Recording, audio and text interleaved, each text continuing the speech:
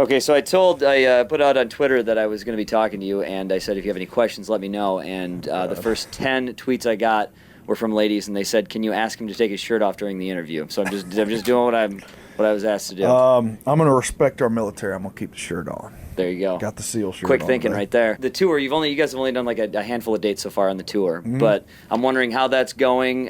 If you've learned anything from Kenny yet. I've learned to wear high tops when you play basketball. The very first day we were in Birmingham, Alabama. Very first day we played ball. He sets up a sweet little basketball court. I think it's like 8.5 feet too, so we can all dunk and feel cooler than we really are.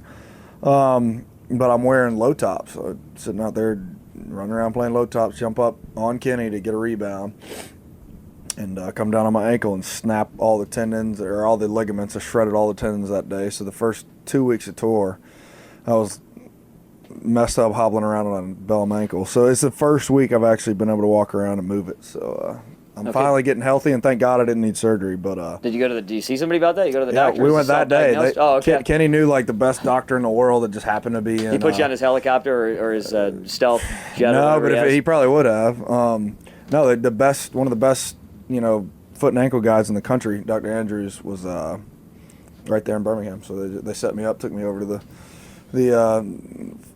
hospital. I got a wheelchair waiting for me, wheeled me up, and got all the tests and stuff done that day. So yeah, it's basically the same injury that ended my football career on my other ankle. Oh, so that's kind of scary. Just not as bad, thank God. So no surgery, and I'm good to go. And you got some new shoes.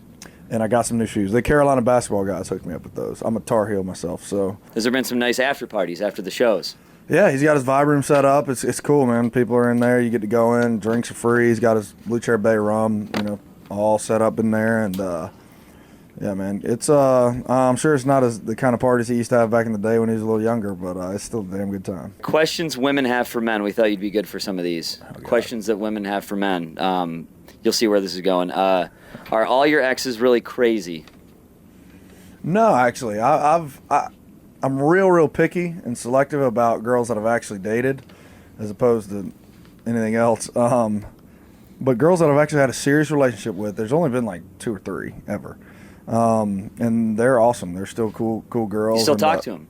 Nah. I don't talk to them anymore. Nothing bad to say about them. One of them's engaged or something to one of my good buddies from college. The other is she's engaged. My high school girlfriend's engaged, and she's awesome. How do you know all this if you don't talk to him? Facebook? Yeah, social media, man. It's all over. I still have my social media Facebook page from like high school and all that, so I still get the updates. Plus, my family's all updating me and stuff. So, is there a certain amount of time you wait to text someone back?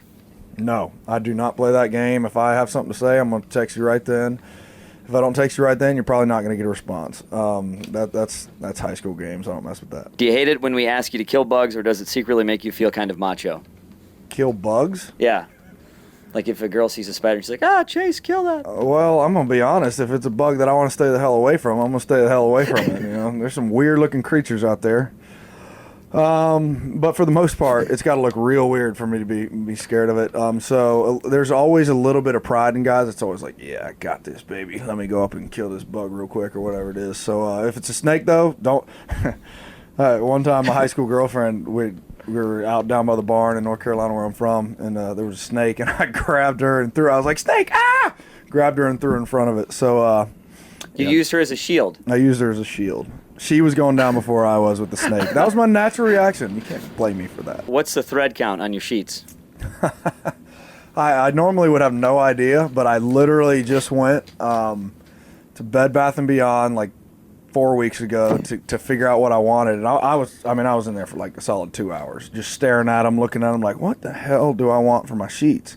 The guy said the higher the thread count, the hotter they are, though. But I always heard from my mom, the higher the better. So I'm texting her, my mom. I'm like, Mom, I have no idea. I've been in here 2 hours. I have no idea what sheets to get. So I started sending her pictures. What do I get? And she finally said, these are the ones you want. 650, I think, is the number. So is that high? 650? It's decently high. It's okay. Decent. I got to get my thread count up then, I guess. I've also heard 700 or below. Don't mess with it. So, but for now, I'm happy with my 650s.